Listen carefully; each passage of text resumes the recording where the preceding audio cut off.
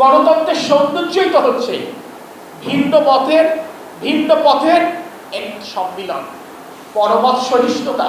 এটি তো সবচেয়ে বড় বিষয়। এই বিষয়টি যদি আমরা না বিবেচনা করি, আমরা যদি অন্যের মতকে সহিষ্ণু আচরণে না দেখতে পারি, তাহলে তো আসলে আমরা গণতন্ত্র বিশ্বাস করি না।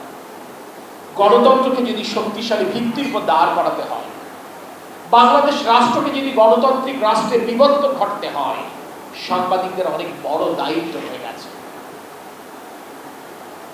চতুর্থ স্তম্ভ বলা হয় বাংলাদেশ রাষ্ট্রে আইন বিভাগ, নির্বাহী বিভাগ, শাসন বিভাগের পর একটা অপ্রকাশ্য স্তম্ভের উপরে রাষ্ট্র দাঁড়িয়ে আছে, সেটি হচ্ছে সাংবাদিকতার জগৎ।